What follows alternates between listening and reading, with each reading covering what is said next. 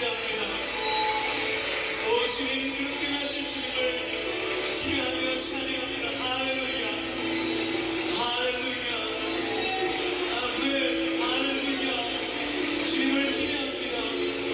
주님을 기대합니다. 아멘 할렐루야 아멘.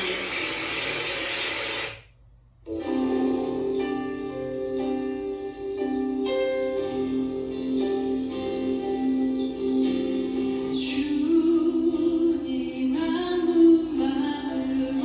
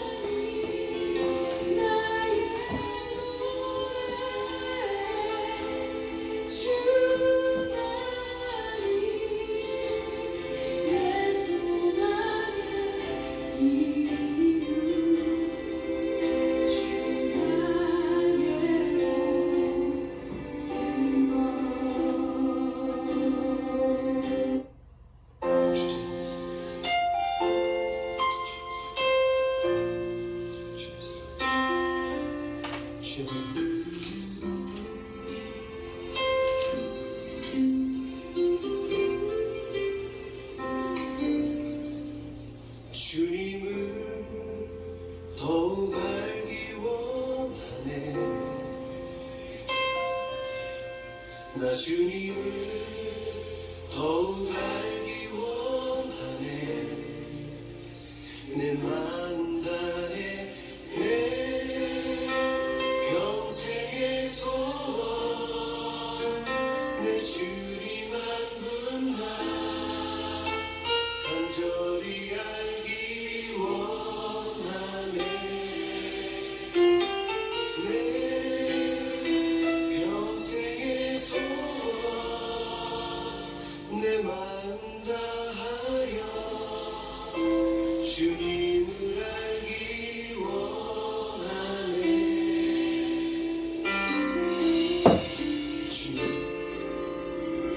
주님을 더욱 알기 원하네. 주님을 더욱 알기 원하네. 내 마음 다해 내 평생의 소원 내 주님 한 분만 간절히 알기 원하네. 내 평생의 소원 내 평생의 소원 내 마음 다하여 주님을 알기 원하네. 주님의 사랑으로 나를 채워주소서. 주의 사랑으로 채우사 주님 알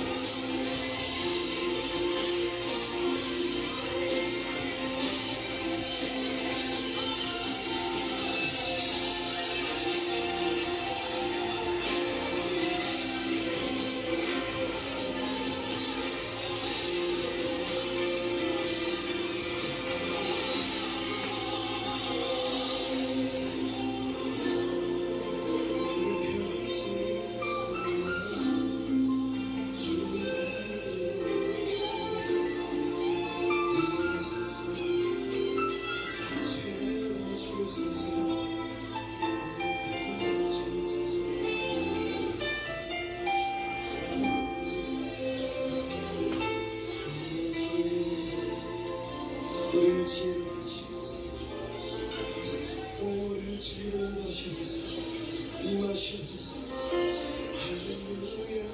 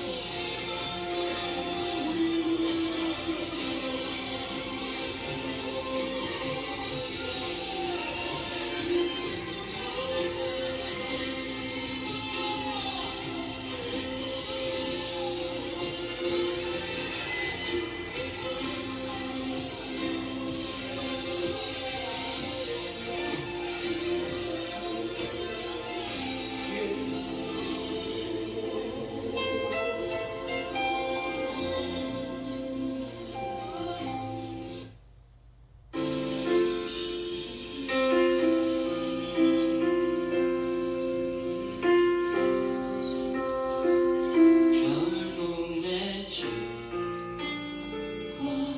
함께 사는 것 나의 영원한 소원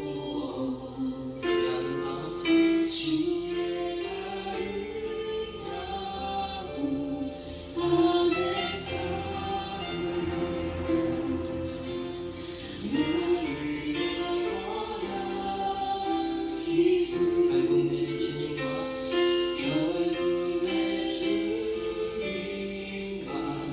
함께 사는 것 나의 영원한 소원 주의 아름다운 안에 사는 것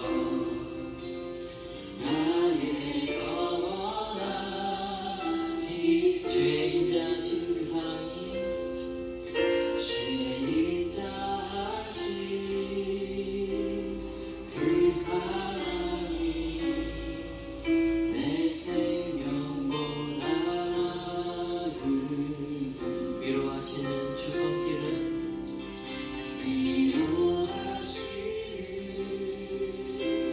주 손길을 내 눈보다 변함이 없는 주인제가 변함이 없는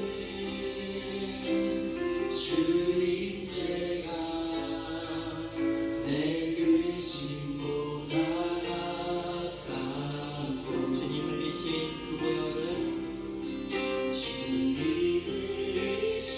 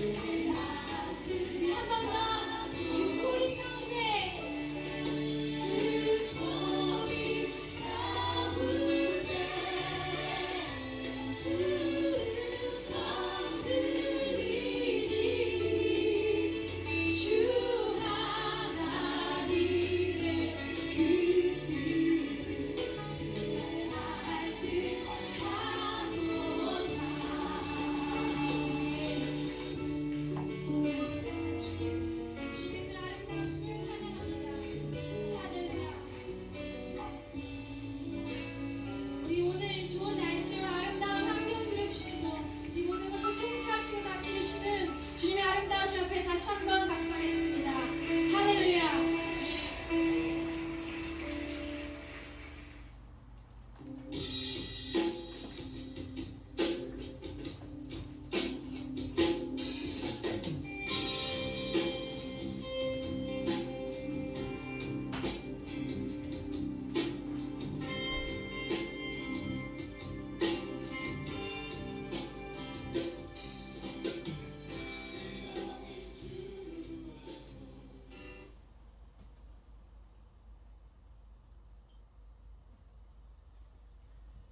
(6월 9일) 주일 예배를 6월 19일 주일 예배를 시작하도록 하겠습니다.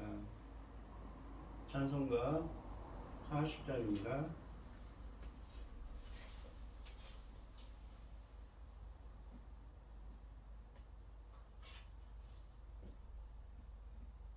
찬송으로 보답할 수 없는 큰 사랑, 찬송으로 보답할 수 없는 큰 사랑, 주님의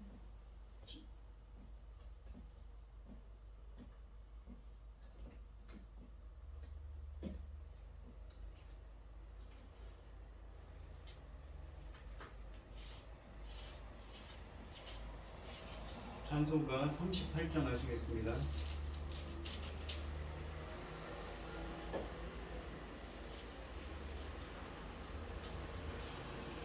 예수 우리 왕이여 이곳에 오셔서 우리가 얻게 드리는 영광을 받아 주소서. 우리는 주님의 백성, 주님은 우리의 왕이라.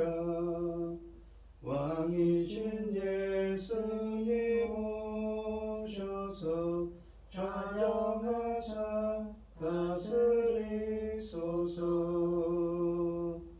예수 우리 주시여 이곳에 오셔서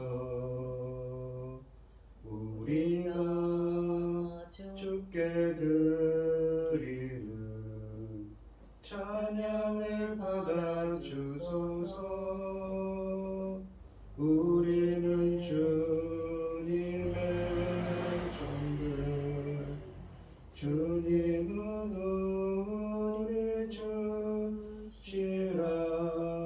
주 대신 예수님 오셔서 이 찬양을 받아 주소서. 아멘.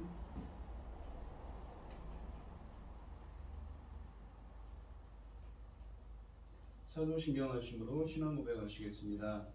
전능하사 천지를 만드신 하나님 아버지를 내가 믿사오며 그 외아들 우리 주 예수 그리스도를 믿사오니 이는 성령으로 잉태하사 동정녀 마리아에게 나시고 본디오 빌라도에게 고난을 받으사 십자가에 못 박혀 죽으시고 장사한 지 사흘 만에 죽은 자 가운데서 다시 살아나시며 하늘에 오르사 전능하신 하나님 우편에 앉아 계시다가 저리로서 산자와 죽은 자를 심판하러 오시리라. 성령을 믿사오며 거룩한 공예와 성도가 서로 교통하는 것과 죄를 사하여 주시는 것과 몸이 다시 사는 것과 영원히 사는 것을 믿사옵나이다. 아멘. 교동문 21번입니다. 교독을 하도록 하겠습니다. 제가 먼저 읽겠습니다. 내가 여호와를 항상 송축하며 내 입술로 항상 주를 찬양하리이다. 내 영혼이 여호와를 자랑하리니 곤고한 자들이 이를 듣고 기뻐하리로다. 나와 함께 여호와를 광대하시다 하며 함께 그의 이름을 높이세. 내가 여호와께 간구하매 내게 응답하시고 내 모든 두려움에서 나를 건지셨도다. 이 곤고한 자가 부르짖음에 여호와께서 들으시고 그의 모든 환난에서 구원하셨도다. 여호와의 천사가 주를 경외하는 자를 둘러진치고 그들을 건지시는도다. 너는 여호와의 선하심을 맛보 알지어다. 그에게 피하는 자는 복이 있도다. 너희 성도들아 여호와를 경외하라. 그를 경외하는 자에게는 부족함이 없도다. 젊은 사자는 궁핍하여 줄일지라도 여호와를 찾는 자는 모든 좋은 것에 부족함이 없으리로다. 아멘. 찬송가 428장을 하시고 고현희 집사님 기도해 주시겠습니다. 내 영혼의 햇빛 비치니 주 영광 찬란해. 이 세상이 어떤 빛보다 이 빛 더 빛나네. 주의 영광 빛난 광채 내게 비춰 주시옵소서. 그 밝은 얼굴 배울 때 나의 영혼 기쁘다. 내 영혼에 노래 있으니 주 찬양합니다. 주 귀를 기울이시사 다 듣고 계시네. 주의 영광 빛난 광채 내게 비춰 주시옵소서. 그 밝은 얼굴 배울 때 나의 영혼 기쁘다. 내 영혼의 봄날 되어서 주 함께 하실 때 그 평화 내게 깃들고 주의 꽃 피네. 주의 영광 빛난 광채 내게 비춰 주시옵소서. 그 밝은 얼굴 배울 때 나의 영혼 기쁘다. 내 영혼에 희락이 있고 큰 소망 넘치네. 주 예수 복을 주시고 또 내려주시네. 주의 영광 빛난 광채 내게 비춰 주시옵소서. 그 밝은 얼굴 배울 때 나의 영혼 기쁘다. 아멘. 아멘. 천지를 지으신 전능하신 하나님 아버지, 부족하고 어리석은 저희를 자녀 삼으시고 아버지 사랑 가운데 살아가게 하심을 감사드립니다. 복잡하고 혼란스러운 이 세상에서 이 시간에도 하나님 앞에 예배드릴 수 있도록 인도하시니 감사드립니다. 전능하신 하나님 아버지, 저희는 온갖 일에 사건에 제 아무리 저희를 흔들지라도 저희는 어느 것에도 흔들리지 않고 오직 하나님 아버지 기뻐하시는 자로 살아가기를 소원합니다. 이 세상 이런 상황에서 저희 나라를 제사장 나라로 세워주시고 정금 같은 귀한 사명, 제사장 나라 사명을 주셨사오니 하나님 앞에 이 사명 잘 감당하고 아버지 앞에 갈 수 있도록 도와주시옵소서. 전능하신 하나님 아버지 이 시간에도 우크라이나에서 많은 사람이 전쟁으로 죽어가고 있습니다. 저희는 힘이 없습니다. 저희는 그들을 도울 힘이 없습니다. 아버지께서 이 전쟁이 속히 끝날 수 있도록 도와주시옵소서. 아멘. 2년여 동안 코로나로 많은 자들이 어려운 일을 겪고 있습니다. 아버지의 위로와 사랑으로 회복할 수 있도록 도와주시옵소서. 아멘. 이 시간 말씀을 들고선 당신의 사랑하는 종 붙들어 주시니 감사합니다. 하나님께서 그를 통하여 펼쳐주시는 그 말씀들이 아버지 길을 잃고 헤매며 죽어가는 저희들을 살리고 일으켜 세워주셨으니 감사합니다. 아버지 하나님 건강도 지켜주시고 악한 것들로부터 지켜주시옵소서. 강하고 담대함도 주시옵소서. 이 모든 말씀 억만 죄악 가운데에서 우리를 구원하여 주신 예수 그리스도의 이름으로 기도하옵나이다. 아멘. 오늘 함께 하실 하나님의 말씀은 요한복음 9장 1절로 12절 그리고 35절로 41절 말씀입니다. 요한복음 9장 12절 그리고 35절로 41절 말씀입니다. 교독을 하도록 하겠습니다. 제가 먼저 읽겠습니다.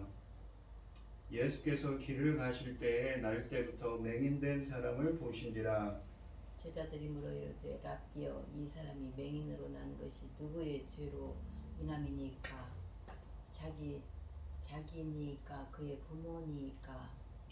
예수께서 대답하시되 이 사람이나 그 부모의 죄로 인한 것이 아니라 그에게서 하나님이 하시는 일을 나타내고자 하심이라. 때가 아직 낮으면 나를 보내신 이의 일을 우리가 하여야 하리라. 밤이 오리니 그때는 아무도 일할 수 없느니라. 내가 세상에 있는 동안에는 세상의 빛이로라.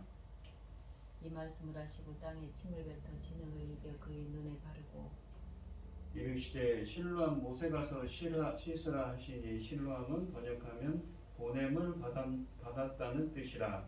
이에 가서 씻고 밝은 눈으로 왔더라.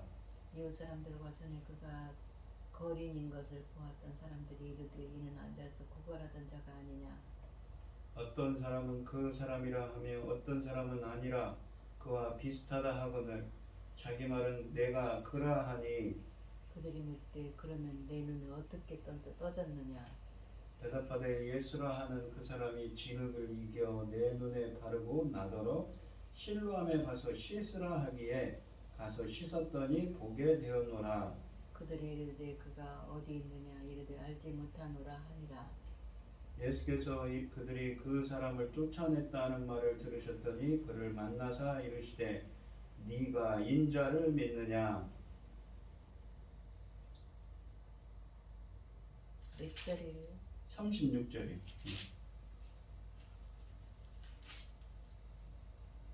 대답하여 이르되 주여 누구시오니까 내가 믿고자 하나이다.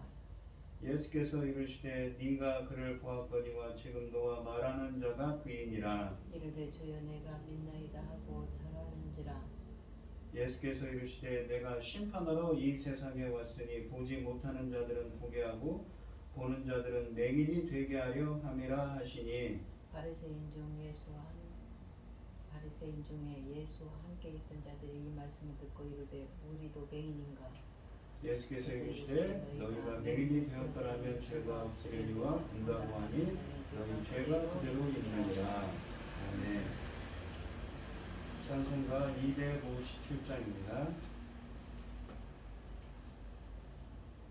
마음에 가득한 의심을 깨치고 지극히 화평한 마음으로 찬송을 부르는 어린 양 예수의 그 피로 속죄함 얻었네.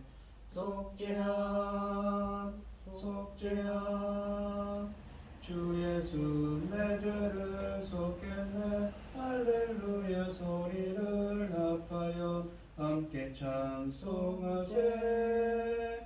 그 피로 속죄함 얻었네. 금이나 은같이 없어질 보배로 속죄함 받은 것 아니요. 거룩한 하나님 어린 양 예수의 그 피로 속죄함 얻었네. 속죄함 속죄함 주 예수 내 죄를 속겠네. 할렐루야 소리를 합하여 함께 찬송하세. 그 피로 속죄함 얻었네. 나 같은 죄인이 용서함 받아서 주 앞에 옳다함 얻음. 확실히 믿기는 어린 양 예수의 그 피로 속죄함 얻었네. 속죄함 속죄함 주 예수 내 죄를 속겠네. 할렐루야 소리를 합하여 함께 찬송하세. 그 피로 속죄함 얻었네. 거룩한 천국에 올라간 후에도 넘치는 은혜의 찬송을 기쁘게 부르는 어린 양 예수의 그 피로 속죄함 얻었네. 속죄함 속죄함 주 예수 내 죄를 속겠네. 할렐루야 소리를 합하여 함께 찬송하세. 그 피로 속죄함 얻었네. 오늘 함께 하신 하나님의 말씀의 제목은 하나님이 하시는 일을 나타내고자 하심이라입니다. 이 예수님께서는 이 요한복음 9장에서 한 맹인의 눈을 치유하신 사건을 통해 자신이 누구이신지를 계시하십니다. 예수님은 사람들의 눈을 밝혀 영생의 길로 인도하는 빛이십니다. 예수님의 인도를 받지 않는 자들은 육체적으로는 볼 수 있을지 몰라도 영적으로는 맹인에 불과합니다. 1절로 3절에 보시면 예수께서 길을 가실 때에 날 때부터 맹인된 사람을 보신지라. 제자들이 물어 이르되 랍비여 이 사람이 맹인으로 난 것이 누구의 죄로 인함이니까 자기니까 그의 부모니까. 예수께서 대답하시되 이 사람이나 그 부모의 죄로 인한 것이 아니라 그에게서 하나님이 하시는 일을 나타내고자 하심이라 라고 되어 있습니다. 이 나타내고자 라는 말은 헬라어로 파네로라고 해서 빛이라는 이 푸스라는 말에서 파생된 말입니다. 이 말은 보이다, 나타내다, 수동태입니다. 보이다, 나타내다, 계시하다는 의미입니다. 하나님이 하시는 비밀스러운 일을 계시하시기 위해서 이함이라고 하십니다. 태어날 때부터 맹인된 사람이 1절에 등장합니다. 제자들이 예수님께 이 사람의 맹인됨이 무엇 때문인지 묻습니다. 자신의 죄 때문인지 그의 부모의 죄 때문인지 묻습니다. 이런 질문은 유대인들의 전통적인 관념에서 비롯됐습니다. 구약은 죄로 말미암아 인간에게 죽음과 고통이 왔다고 합니다. 신약도 죄 때문에 질병 혹은 죽음의 심판이 있음을 부인하지는 않습니다. 심지어 요한복음에서도 사람의 질병이 죄 때문이라는 것을 암시하는 구절도 있습니다. 참고로 5장 14절이 그렇다고 합니다. 성경에서는 이렇게 여러 구절에서 죄 때문에 인간의 고난을 겪고 있음을 부정하지는 않습니다. 하지만 그렇다고 해서 대표적인 게 창세기 3장이지요. 우리 인간이 죄 때문에 이 선악을 알게 하는 나무를 먹고는 이 그러한 고난 가운데 수고를 해야만 쫓겨나서 땅의 소산을 기르고 수고를 해야만 그 열매를 먹을 수 있는 그러한 저주 가운데 있었지요. 하지만 그렇다고 해서 이러한 고난을 겪는 모든 경우가 죄 때문이라는 것을 의미하지는 않습니다. 만일 모든 고난이 죄의 결과라면 예수님과 그분의 제자들이 당한 고난을 어떻게 우리는 이해할 수 있을까요? 이 맹인의 고통의 원인에 대해서 예수님은 다르게 말씀하십니다. 그에게 하나님이 하시는 일을 나타내기 위함이라고 3절에 말씀하십니다. 이 말씀은 이 사건을 통해 예수님이 메시아이심을 드러내시겠다는 뜻입니다. 4절로 5절에 보시면 때가 아직 낮음에 나를 보내신 이의 일을 우리가 하여야 하리라. 밤이 오리니 그때는 아무도 일할 수 없느니라. 내가 세상에 있는 동안에는 세상의 빛이로라 라고 말씀하십니다. 요한복음에서 이 낮과 밤, 빛과 어둠은 이 참빛이신 예수 그리스도의 은혜가 미치는 것과 그렇지 않은 것을 나타냅니다. 요한복음에서 밤은 예수님을 믿지 않거나 영적인 무지의 상태를 말하며 이에 반해 낮은 참빛이신 예수님을 믿고 그에게로 나온 상태를 의미합니다. 요한은 이렇게 이 요한복음에서 밤을 이원론적으로 자주 사용해 왔으며 이 이원론적인 관점에서 밤은 어둠과 동일한 의미로 사용됩니다. 참고로 요한복음 3장에서 보시면 니고데모가 밤에 예수님을 찾아왔습니다. 그것은 그가 영적으로 어둠의 상태, 영적 무지의 상태에 있었음을 암시합니다. 요한복음 9장은 밤과 소경 사이의 관계를 바리새인들의 영적인 무지, 즉 예수님을 믿지 않는 그들을 책망하십니다. 눈을 뜨고 있음에도 불구하고 그를 알거나 믿지 못했던 유대인들의 영적인 소경됨을 보여주기 위함인 표현인 것이지요. 본문에서 보시면 나면서 소경이었던 사람이 예수님을 만나 보게 되는 요한복음 9장의 이러한 이적 사건에서는 이와 유사하게 예수님의 정체성을 빛으로 제시하고 있습니다. 4절부터 5절에서는 우리에게 예수님께서 이 맹인을 고치신 이적을 어떤 식으로 이해해야 하는지를 보여주는데 결정적으로 중요한 의미를 담고 있는 구절입니다. 이 사건은 단지 하나의 이적이 아니라 아버지께서 자기가 보내신 일을 통해 어둠 속에서 살아가고 있는 자들에게 빛을 비치는 일을 하고 계시는 것을 보여주는 표적입니다. 그리스도께서 세상에 계시는 동안에는 빛이 세상에 있습니다. 즉 낮이었습니다. 낮은 예수께서 지상에서 그분의 일을 하시도록 배정된 시간이었습니다. 그러나 밤이 오리니 그때는 아무도 일할 수 없을 것입니다. 밤이 올 것입니다. 즉 예수께서 곧 죽으실 것이고 더는 육체적인 형태로 세상에 계시지 않을 것입니다. 밤이 온다는 것은 예수께서 지상에서 그분의 목적을 성취하도록 주어진 시간이 얼마 남지 않았음을 말하는 것입니다. 이 6절 말씀을 보시면 이 말씀을 하시고 땅에 침을 뱉어 진흙을 이겨 그의 눈에 바르시고라고 되어 있습니다. 이 신학적인 논쟁의 주제로서 도입된 이 맹인은 하나님의 긍휼의 대상이자 계시의 장소가 됩니다. 이 침의 사용은 우리가 마가복음 7장 33절이나 또한 마가복음 8장 23절에 침을 사용한 일이 쓰여져 있습니다. 하지만 이 두 사례에서는 침이 직접적으로 사용되었지만 여기서는 이 침은 진흙을 이기는 데 사용되고 이렇게 해서 만들어진 진흙 반죽이 이 맹인의 눈에 사용되는 것입니다. 여기 보시면 진흙을 이겨라는 표현이 있습니다. 이겨라는 말은 헬라어로 포이에오입니다. 이 말은 행하다, 만들다, 창조하다는 의미를 담고 있습니다. 우리가 창세기 1장에 천지 창조를 할 때 그 나온 바라라는 히브리어, 아사라는 히브리어를 이 유대인들이 70인역 성경에서는 포이에오라는 말로 번역을 했습니다.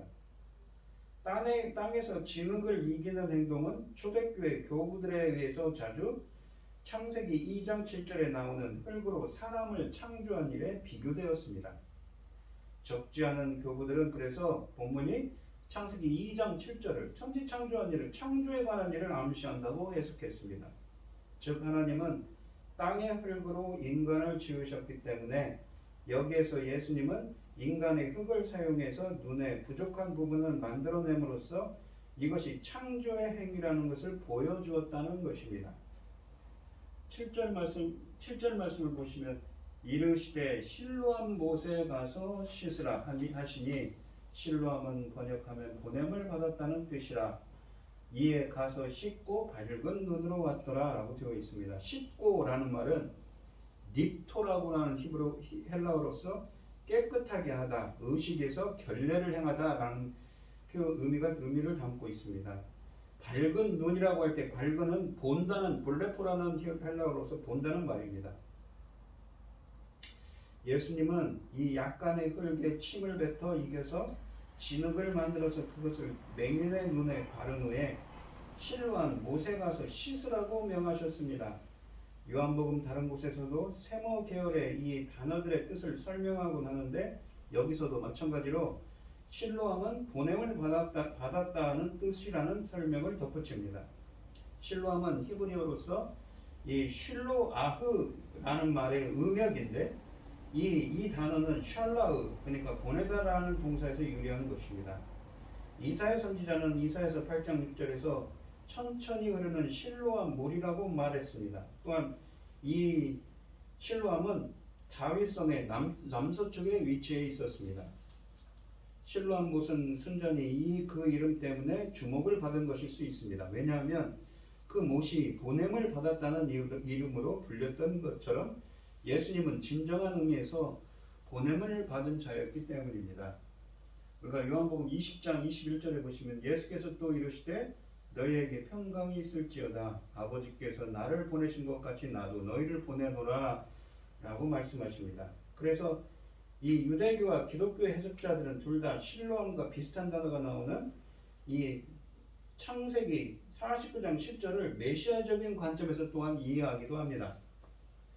49장 10절에 보시면 규가 유다를 떠나지 아니하며 통치자의 지팡이가 그 발 사이에서 떠나지 아니하기를 실로가 오시기까지 이르리니 그에게 모든 백성이 복종하리로다라고 했는데 실로가 오시기까지라고 했지요. 예수 자신이 보내심을 받은 이였고 그가 이 맹인으로 하여금 보게 하신 것이 사람은 영적인 조명 없이는 하나님으로부터 오는 참빛을 볼 수 없다는 것을 상징한 것입니다. 아직까지는 예수님을 볼 수 없었던 이 맹인은 이제 그의 명령에 순종해서 실로암 못에 가서 씻고 밝은 눈으로 왔습니다. 이 이야기에서 이 실로암이라는 이름은 하나님으로부터 보냄을 받은 예수님을 가리킵니다. 요한복음에서 예수님은 줄곧 보냄을 받은 분이로 묘사됩니다. 8절로 9절에 보시면 이웃 사람들과 전에 그가 교린인 것을 보았던 사람들이 이르되 이는 앉아서 구걸하던 자가 아니냐. 어떤 사람은 그 사람이라 하며 어떤 사람은 아니라 그와 비슷하다 하거늘 자기 말은 내가 그러하니 그들이 묻되 그러면 내 눈이 어떻게 떠졌느냐. 10절로 12절에 보시면 대답하되 예수라 하는 그 사람이 진흙을 이겨 내 눈에 바르고 나더러 실로암에 가서 씻으라 하기에 가서 씻었더니 보게 되었노라. 그들이 이르되 그가 어디 있느냐. 이르되 알지 못하노라 하니라 라고 되어 있습니다. 당연히 이 맹인이었던 자의 이웃들은 어떻게 해서 이런 일이 일어나게 된 것인지를 알고 싶어 했습니다. 그리고 그 고침받은 맹인은 무슨 일이 일어난 것인지를 정확하게 요약해서 말해줍니다. 이 시점에서 날 때부터 맹인된 사람이 제시할 수 있는 유일한 증언은 지금까지 일어난 일들의 경위를 사실대로 요약해서 말해주는 것입니다. 그는 자신의 눈을 뜨게 해준 일을 예수라 하는 그 사람이라고 지칭합니다. 즉 자기는 사람들이 하는 말을 듣고서 그의 이름을 알았을 뿐이고 아직 그를 본 적도 없고 그에 대해서 어떤 신학적인 견해도 가지고 있지 않다는 것을 밝히는 것입니다. 사람들이 그에게 그가 어디 왔느냐 어디 있느냐고 물은 것은 그 맹인이었던 사람의 이야기를 중단시키기 위한 것이 아니라 이런 놀라운 이적을 행한 사람을 만나보고자 하는 자연스러운 욕구가 발동한 것일 뿐이었습니다. 그러나 도침받은 사람조차도 그 질문에 대답해 줄 수가 없었습니다. 사람들이 그래서 이 본문을 보시면 이제 35절로 가야 되는데 그 사이에 있는 이야기를 잠깐 설명해 드리겠습니다. 이 사람들이 예수님을 점점 더 높여 부르게 되면서 나를 때부터 맹인이 된 사람에 대한 이 적대는 점점 더 심해져 갔습니다. 이 13절로 17절은 맹인과 바리새인들의 대화가 나옵니다. 특히 14절에 보시면 안식일에 이 이적을 행했다고 해서 트집을 잡지요. 또한 22절에 보시면 유대인들이 예수님을 메시아로 인정하는 자들은 회당에서 출교하기로 결정한 사실이 알려지면서 사람들이 겁을 먹게 됩니다. 그래서 이 34절에 가시면 드디어 그래서 이 보게 된 맹인이 회당에서 쫓겨나게 되었던 것이지요. 35절로 38절에 보시면 예수께서 그들이 그 사람을 쫓아냈다는 말을 들으셨더니 그를 만나사 이르시되 네가 인자를 믿느냐 대답하여 이르되 주여 그가 누구시오니까 내가 믿고자 하나이다. 예수께서 이르시되 네가 그를 보았거니와 지금 너와 말하는 자가 그이니라. 이르되 주여 내가 믿나이다 하고 절하는지라 라고 되어 있습니다. 예수님이 맹인이었던 사람을 만나셨습니다. 그가 회당에서 쫓겨났다는 소식을 듣고 그를 찾아가신 것입니다. 그에게 네가 인자를 믿느냐고 35절에 말씀하셨습니다. 앞서 설명한 대로 인자는 예수님의 메시아적인 자기 계시 표현입니다. 자기 스스로를 메시아로 지칭하는 표현이지요. 하나님의 아들 그리스도 주와 같은 의미입니다. 예수님을 또한 36절에서 이 맹인이었던 이 사람은 주여라고 부르며 그가 인자가 누구인지를 묻습니다. 37절에서 예수님 자신이 그 인자 곧 메시아라고 자신이 곧 인자라고 말씀하십니다. 이제 그는 예수님을 다시 주님으로 고백하며 38절에 경배합니다. 이 우리말로 이 경배한다는 말은 이 우리말로 절하는지라라고 되어 있는 이 경배한다는 말 프로스큐네오는 예배하다, 경배하다는 의미입니다. 마침내 시력을 회복한 이 사람은 예수님을 메시아로 고백하며 예배하는 것이지요. 이 예배하다 프로스큐네오라는 말은 하나님을 예배하는 것을 가리킵니다. 그러므로 여기서 맹인이었다가 치유받은 이 사람이 예수님을 주님으로 고백한 것은 하나님으로 고백한 것이며 예수님을 예배한 것은 하나님으로 예배하였다는 것을 보여줍니다.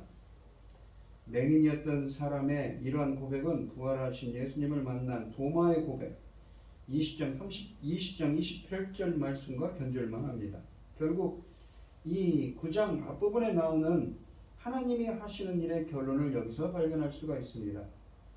그것은 맹인이었던 사람이 육체적인 시력을 회복한 것에 그치지 아니하며 궁극적으로 예수님을 만나 그를 하나님으로 예배하는 자가 되는 것이었다는 것이지요. 결국 육적인 눈을 뜬 사람은 영적인 눈도 뜨게 되는 것입니다. 또한 유대 공동체에서 출교된 이 사람은 예수님의 공동체로 들어왔습니다. 39절 말씀해 보시면 예수께서 이르시되 내가 심판하러 이 세상에 왔으니 보지 못하는 자들은 보게 하고 보는 자들은 맹인이 되게 하려 함이라 하시니 라고 되어 있습니다. 보는 것과 보지 못하는 것의 표현은 구약의 배경을 가지고 있습니다. 특히 이사야서에 보면 맹인이 보게 되는 것은 하나님의 구원이요 하나님의 선물이라고 29장 18절, 35장 5절, 40장 7절에 말씀하십니다. 반면에 하나님의 말씀을 거역하는 사람들에게는 보지 못하는 심판을 주신다고 또한 이사야서에는 말씀하십니다. 예레미야서에서도 마찬가지지요. 예레미야서 5장 21절에 보시면 하나님을 거역하는 사람들은 눈이 있어도 보지 못할 것이라고 말합니다. 예수님은 자신이 이 땅에 오신 목적을 설명하십니다. 예수님을 받아들인 사람들은 영적인 시력을 가진 사람들입니다. 심지어 육체적 맹인일지라도 영적으로 눈을 뜬 사람들입니다. 반면에 그를 거부하는 사람들은 영적인 맹인이지요. 비록 육체적으로 볼 수 있는 사람일지라도 영적으로는 맹인인 것입니다. 이것이 곧 예수님의 심판이 됩니다. 이러한 결론은 예수님의 오심에 따른 예견된 결과였기 때문에 그런 의미에서 그 오심의 목적이었다고 할 수 있습니다. 우리가 요한은 이 마태복음 5장 3절 같은 말씀에 보면 심령이 가난한 자는 복이 있는 천국이 저희 것이며라는 표현을 씁니다. 또한 마태복음 11장 25절 28절에 보시면 주님은 낮은 자들, 어린아이와 같은 낮은 자들에게 주님은 계시하신다고 하시지. 그러한 낮은 자들에게 비밀을 알려주신다고 말합니다.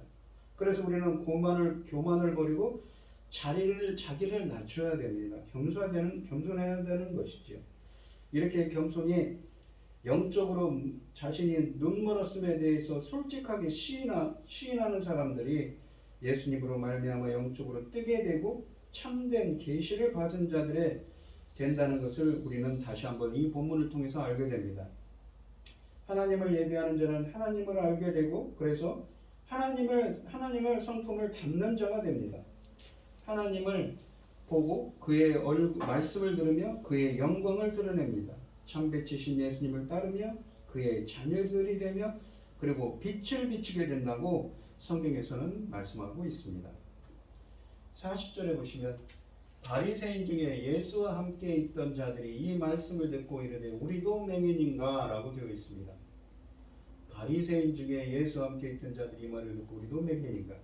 예수님이 날 때부터 맹인된 사람에게 자신이 인자됨을 말씀하셨을 때뿐만 아니라 예수님이 보지 못하는 자들은 보게 하시고 보는 자들은 맹인이 되게 하시기 위해 세상에 오셨다고 말씀하셨을 때 예수님과 날 때부터 맹인된 사람만 있었던 것이 아닙니다. 이 때문에 바리새인 중에 예수와 함께 있던 자들이 이 말씀을 듣고 이르되 우리도 맹인인가라고 말합니다. 그들이 질문한 형태를 원문으로 보면 이렇게 해석됩니다. 우리 역시 맹인이 아니다. 그렇지 않은가? 그들은 부정적인 대답을 기대했습니다. 이는 바리새인들이 아직도 자기들을 육적인 시각에서만 바라보는 것을 보여줍니다. 바리새인들은 예수께서 이 말씀을 자신들을 향해 하신 것으로 재빨리 이해했습니다. 그러나 예수님의 말씀의 의미를 완전히 이해하지 못했기에 우리도 소경인가? 라고 되묻고 있는 것이지요. 자기들의 지식과 명성, 높은 신분으로 볼 때 그들은 틀림없이 자기들이 소경에 속하지 않는다고 생각했습니다. 41절에 보시면 예수께서 이르시되 너희가 맹인이 되었더라면 죄가 없으려니와 본다고 하니 너희 죄가 그대로 있느니라 라고 되어 있습니다. 바리새인들은 자신들이 볼 줄 안다고 생각했습니다. 40절에 예수님은 그래서 그들의 죄가 그대로 남아있다고 또한 41절에서 말씀하십니다. 무슨 말인지요?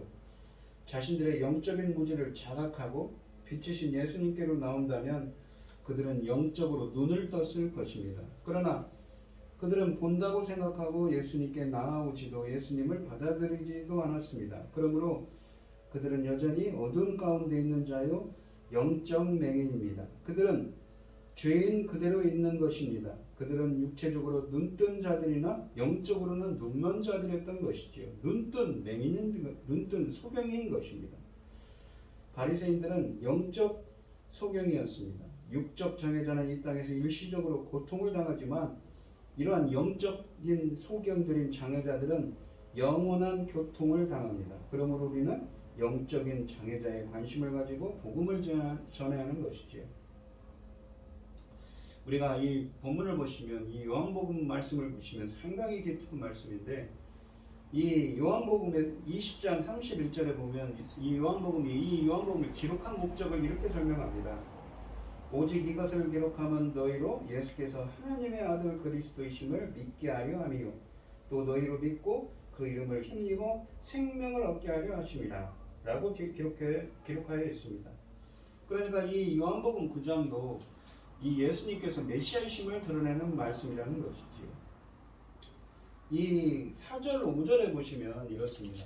오늘 본문에 보시면 이 낮과 밤 그리고 빛과 어둠은 무엇인가? 예수 그리스도의 은혜가 임하는 날이지요. 근데 이 5절에 보시면 세상의 빛이라고 예수님이 띄어져 있습니다. 그러니까 낮이신 빛이신 예수님께서 은혜를 받으면 영적으로 깨어난다는 의미를 담고 있는 것입니다. 그러니까 본문에 있는 소경인 이 사람이 낮이고 빛이신 예수님의 은혜를 받아서 그가 영적으로 깨어있다는 것이죠. 근데 깨어나게 됩니다. 그래서 예수님을 그리스도로 믿고 경배를 하게 됩니다. 하지만 반대인 자들도 있죠. 진짜 영적인 소경이 있으면 누구입니까? 바로 바리새인들이지요. 그들은 밤이고 어둠을 뜻하는 상징하는 인물들입니다. 이 6절 말씀을 보시면 그러니까 빛이신 예수님의 빛을 받은 것이지요. 그래서 영적으로 깨어났다는 것입니다. 이 소경이 6절 말씀을 보시면 이 말씀을 하시고 땅에 침을 뱉어 이겨 그의 눈에 바르시고 라고 되어 있습니다. 아까도 설명드렸듯이 이 이겨라는 말은 포이에오라고 해서 창조하다는 말입니다. 창세기 1장에 천지 창조할 때 그걸 히브리어를 헬라어로 번역할 때 포이에오를 썼지요. 그래서 이 무엇입니까? 이 그러한 연유 때문에 이 본문을 이 초대교회 교우들이 창세기 2장 7절로 해서 창조 사건이라고 해석을 했지요. 그의 눈에 바르시고라고 되어 있는데 이 말은 바르시고라는 말은 헬라어로 에피크리오입니다. 기름을 붓다라는 말입니다. 이 말은 에피라는 접두어와 크리오라는 말의 합성어입니다. 크리오라는 말은 기름을 붓다, 헌신하다라는 의미입니다. 이 말이 어디에 쓰이냐면 누가복음 4장 16절로 21절 말씀에 나옵니다. 한번 읽어보시죠. 예수께서 그 잘하신 곳 나사렛에 이르사 안식일에 늘 하시던 대로 회당에 들어가서 성경을 읽으려고 서심해 선지자 이사야의 글을 들이거늘 책을 펴서 이렇게 기록된 데를 찾으시니 곧 주의 이사야서 61장 1절을 인용합니다. 근데 그것이 바로 메시아 사건이고 자신에 대한 이야기라고 하죠. 주의 성령이 내게 임하셨으니 이는 가난한 자에게 복음을 전하게 하시려고 내게 기름을 부으시고 나를 부으사 포로된 자에게 자유를 눈먼 자에게 다시 보게 함을 전파하며 눌린 자를 자유롭게 하고 무엇입니까? 주의 성령이 임하셔서 가난한 자에게 복음을 전하게 하시려고 기름을 부으셨다는 것이죠. 그러니까 기름을 붓는다는 것이 어떤 의미입니까? 바로 성령의 은혜를 뜻하는 겁니다. 성령세를 뜻하는 것이죠. 그래서 복음을 전하고 포로된 자의 자유를 주고 눈먼 자에게 다시 보게 됨을 전파하며 라고 말씀하고 있는 것이죠. 주의 은혜를 전파하게 하려 하심이라 하였더라. 책을 덮어 이 맡은 자에게 주시고 얹으시니 회당에 있는 자들이 다 주목하여 보더라. 예수께서 그들에게 말씀하시되 이 글이 오늘 너희 귀에 응하였느니라 하시니 라고 되어 있습니다. 그러니까 아까 이 기름을 붓다라는 말이 내게 기름을 부으시고 라는 19절에 이 누가복음 4장 18절에 있는 말씀이 크리오입니다.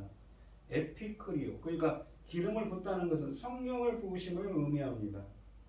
그러니까 이 사건은 무엇입니까? 아까도 말씀드렸듯이 진흙을 이어 부으셨습니다. 진흙을 이어서 성령을 부으신 거죠. 창조 사건과 성령을 부으신 사건이죠. 그러니까 이 말씀 우리가 쉽게 말씀드리면 이 성령으로 인한 그 재창조, 새로운 창조를 의미하는 사건인 것입니다. 우리가 로마서 6장 말씀이 떠오르지요. 6장 3절로 4절에 보시면 무엇입니까? 우리가 그리스도 예수와 합하여 그리스도 예수 안으로라는 말은 연합을 뜻합니다. 이 안으로라는 것은 에이스, 헬라어로 에이스라는 말이죠. 세례를 받은 우리는 세례라는 건 바티저라고 있죠. 성령에 푹 담근다, 촉촉히 적셔진다라는 말입니다. 하지만 이 말은 또 헬라어 사전에 보면 바티저라고 해서 그리스의 시인인 니켄더가 주전 2세기에 뭐라고 표현합니까? 뜨거운 물에 채소를 데치는 이 피클을 만드는 사건을 비유하죠. 완전히 퍼머넌트 익스체인지, 영구적인 변화를 일으킵니다. 어떻게 해요?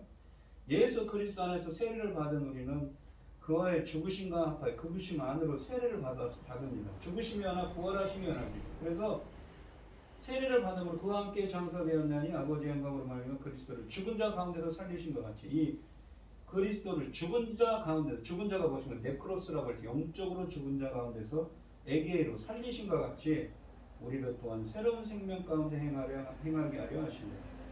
헬라어 원문을 번역하면 생명의 새로운 가운데서 페리파테오 행하게 하려 하십니다. 이 인생의 길을 걸어간다는 거, 새로운 생명을 주시는 거죠. 그러니까 그 아까 퍼머넌트 세례라는 게 퍼머넌트 익스체인지라고 했지 않습니까? 성령으로 말미암아서 영적으로 죽은 자들이 새로운 생명 가운데서 살아가는 것이죠. 새로운 생명을 주시는 겁니다. 그리고 또한 그것은 무엇입니까? 그의 부활과 같은 모양으로 연합한 자도 되리라. 그 부활과 같은 것, 그의 영적으로 죽었던 자들이 영적으로 새롭게 살아나서 무엇인가 죽으시거나 부활하심을 통해서 또한 어떻게 됩니까? 연합한 자는 쉼히토스라고 해서 뭐라고 그랬냐면 함께와 라는 말과 휘오라는 이 태어나다라는 말의 합성어였습니다. 그러니까 이 말은 어떤 의미였냐면 태어나다, 창조하다는 말이죠. 그러니까 함께 태어나고 함께 창조된다는 말입니다. 그러니까 그러한 의미를 새롭게 태어나고 새로운 생명으로 태어나고 새롭게 창조되었다는 담고 있습니다.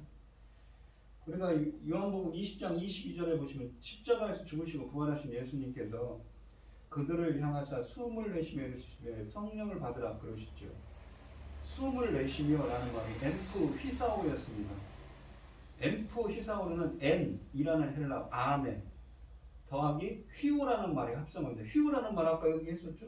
휘오라는 말은 태어나가 창조하는 것이죠. 여기 보시면 로마서 6장 5절에 연합한 자라는 말이 쉼히토스, 함께 휘오 태어나다 창조하다 휘오라는 말이죠. 그러니까 접두어만 틀립니다. 같은 말이 들어있는 거죠. 그 안에 새로운 생명을 태어나고 창조하게 하셨습니다. 이르시되 성령을 받으라. 성령을 부으심으로 하면 새로운 생명을 창조하는 거죠. 오늘 본문에 있는 그 예수님께서 하시는 그 무엇입니까?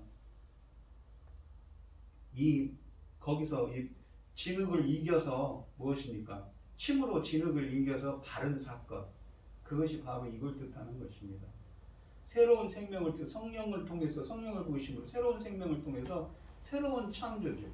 그런데 이 숨을 내쉬며라는 말이 엠프 휘사오라고 했는데 아까 창세기 2장 7절을 이 초대교회 교부들은 이 말씀을 갖다가 이 새로운 창조로 창세기 2장 7절을 암시한다고 얘기했죠. 왜냐하면 이 창세기 2장 7절에 보면 생기를 그 코에 불어넣으시니 사람이 생명이 된다. 코에 새로운 생명의 기운을 코에 불어넣었습니다. 말이 이 불어넣다는 말이 유대인들이 헬라어로 번역을 할 때 뭐라고 그랬냐면 70인 역성이 엠프 휘사오입니다.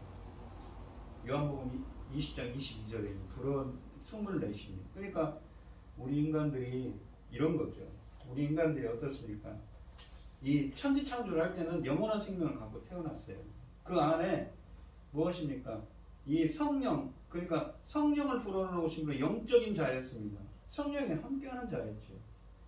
그리고 주님과 교제하는 자였습니다. 그런데 우리 인간들이 어떻습니까? 창세기 3장에서 죄를 짓고는 하나님과 관계가 무엇인가 멀어진 거예요. 단절된 겁니다. 이 눈먼 소경은 어떻습니까? 물론 육적으로 눈먼 소경이지만 영적으로도 눈먼 자죠. 바로 그렇게 관계가 단절되는 자라는 의미를 담고 있는 것입니다. 그러니까 그런 자들에게 어떻습니까? 침으로 진흙을 이겨서 창조 사건을 통해서 바르셨습니다. 성령 세례를 베푸셔서 무엇입니까? 영적으로 새로운 창조, 새로운 생명을 주시고 새롭게 태어나게 한 사건인 것이지요. 그렇게 돼서 그는 무엇입니까? 2장 9장 7절에 보시면 예수님께서 실로암에 보내셨다고 해요. 보냄을 받으신 그 실로암이신 예수님으로 말미암아서 씻고 무엇입니까? 밝은 눈으로 왔더라. 아까 씻다는 말이 뭐라고 그랬냐면 입토라고 해서 의식에서 결례를 행한다는 거예요. 정결해지는 것이죠. 성령의 정화작용을 뜻합니다. 그래서 밝은 눈으로 왔다. 보게 되었다는 것이 영적인 눈이 띄어졌다는 의미를 담고 있습니다. 이 오늘 본문 말씀에 보시면 4절로 5절에서는 낮과 밤, 빛과 어둠의 이야기를 하면서 빛이신 예수 그리스도께서 빛이고 낮이신 예수 그리스도의 은혜가 임하여서 그에게 영적인 눈이 영광이 되어지고 성령을 통한 재창조를 통해서 어떻습니까? 그가 새로운 생명을 얻는 자로 재창조, 새로운 창조를 이뤘습니다. 그래서 그는 영적인 눈이 찌르져서 그래서 예수님을 만났을 때 이 35절 후반절에서 그러죠. 제사를 예배를 경배를 하지 않습니까? 예배하는 자가 되었습니다. 빛이신 예수님께서 이 무엇입니까? 빛을 비추하는 것이죠. 우리가 빛을 비춘다는 것은 아까도 말씀드렸듯이 이 화네로 같은 이 헬라어에서 9장 3절에 쓰여져 있는 말씀처럼 계시를 뜻하는 말이기도 합니다. 빛을 비추다, 나타나다라는 말을 의미합니다. 성경을 더 보시면 이렇습니다. 로마서 3장 21절로 22절에 보시면 이제는 율법에 하나님의 한 의가 나타났으니 하나님의 한 의라는 건 무엇입니까? 의라는 것은 하나님의 속성인데 공정하신 하나님의 강권적인 역사가 공정하신 하나님의 그 속성이 나타났습니다. 그게 나타났다는 말이 뭡니까? 아포칼리토라고 해서 계시했다는 것, 자신의 비밀을 드러냈다는 것입니다. 아까 말한 그 빛을 비추다는 말과 똑같은 말입니다. 율법과 선지자들이 증거를 받은 것이다. 곧 예수 그리스도를 믿음으로 말미암아 모든 믿는 자에게 비치는 하나님의 의인이 차별이 없느니라 라고 말씀하고 있습니다. 이 보시면 여기에 보면 이 나타났으니 라는 말이 무엇이냐면 이 빛을 비추다는 말입니다. 그러니까 아포칼리토라는 말은 좀 이따 나오는데 빛을 비추라는 말입니다. 9장 3절에 쓰여진 하나님이 하시는 일을 나타내려 하심이라 할 때 그 나타내려와 똑같은 헬라어입니다. 나타났으니까요. 화네로라고 해서 수동태로 빛을 비춘다는 것입니다.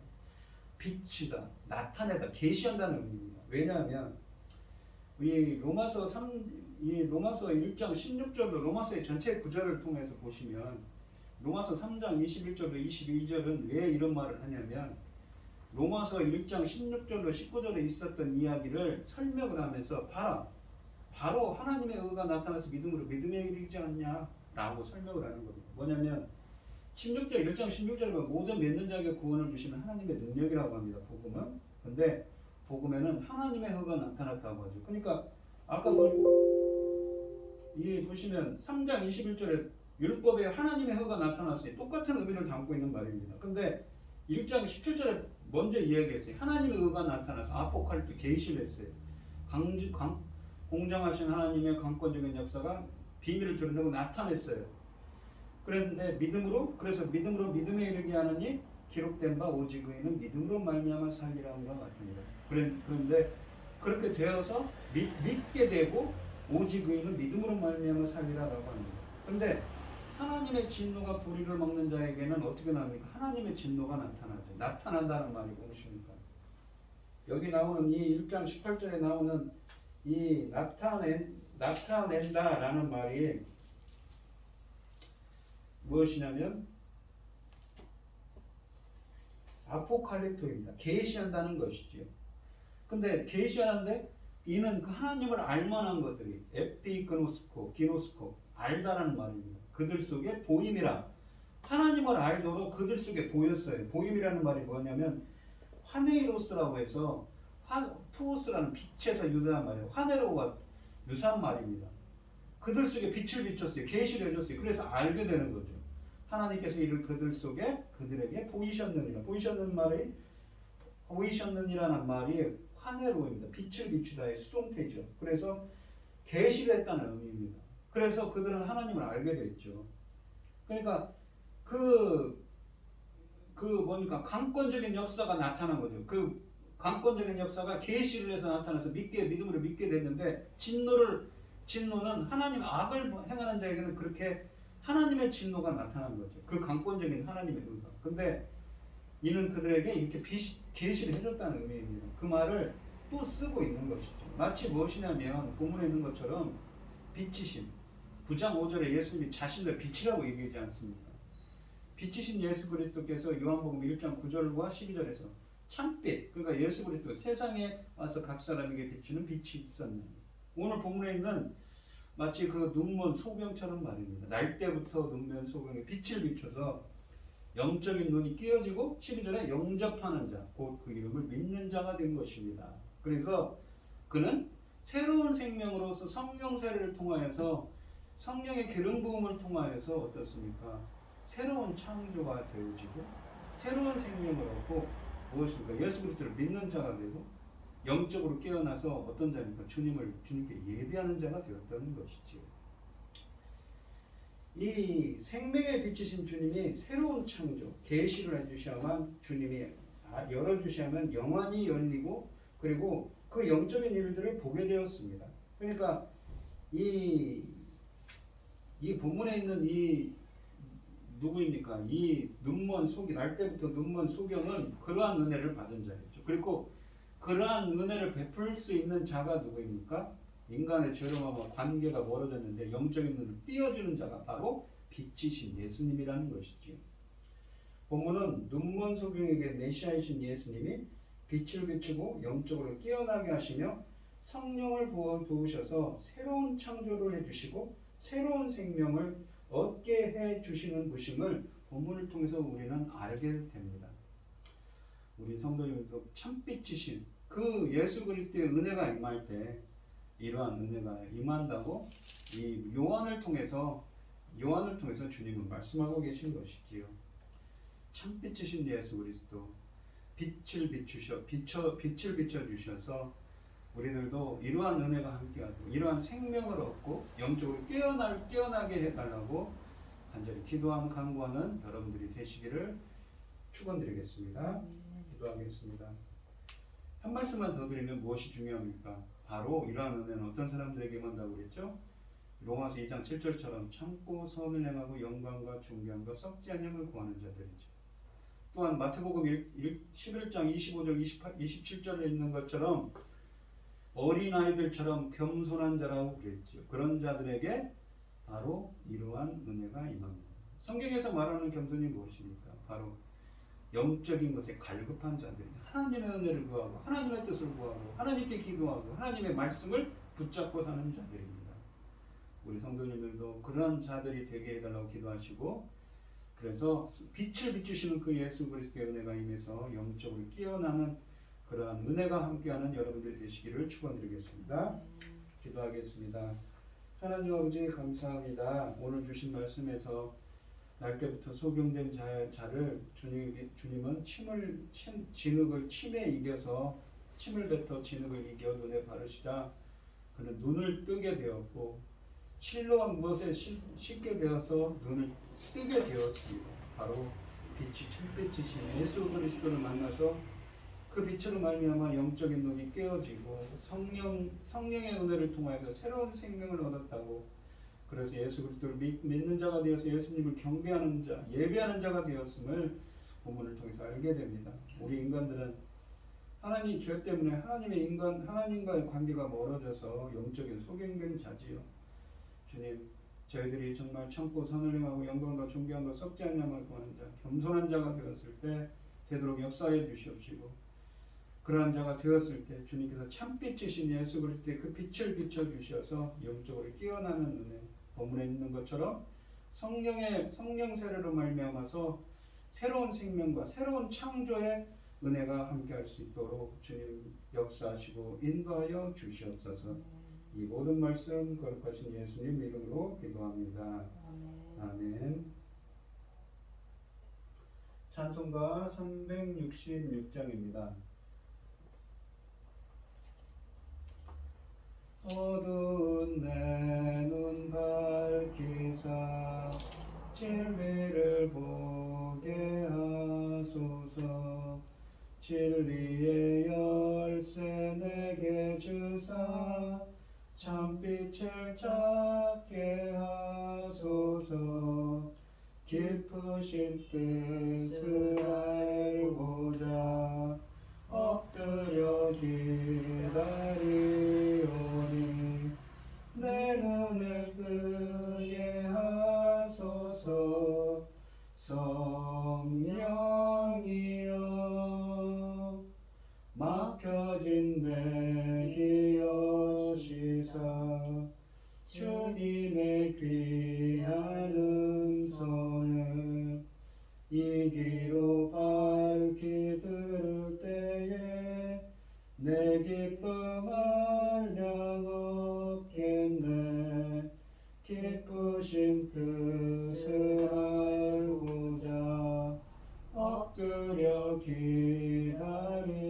기다리오니 내 길을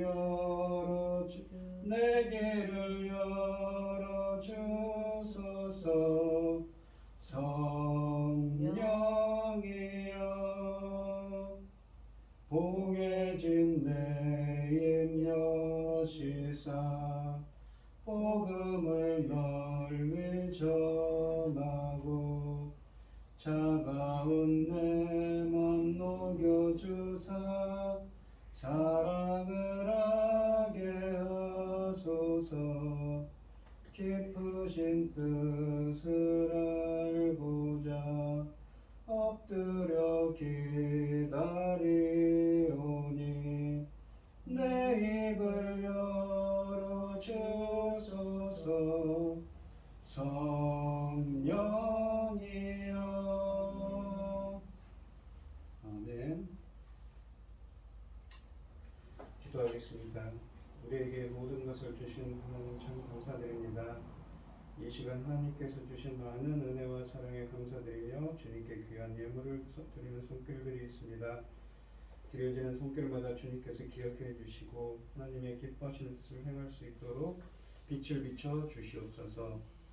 기뻐하다 흠양하여 주실 줄 믿사오며 이 모든 말씀 거룩하신 예수님 이름으로 기도합니다. 아멘. 찬송가 5장을 하시고 축도하심으로 오늘 예배를 마치겠습니다. 이 천지가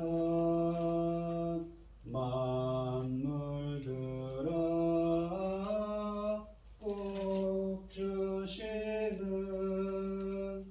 주 여호와 전능성부 성자 성령 찬송하고 찬송하세. 아멘. 이제는 주 예수 그리스도의 은혜와 하나님의 극진하신 사랑과 성령의 교통하심이 빛이신 예수 그리스도로 말미암아 영적으로 깨어있기를 소원하는 성도들 머리머리 위에 이제로부터 영원히 함께 있을지어다. 아멘.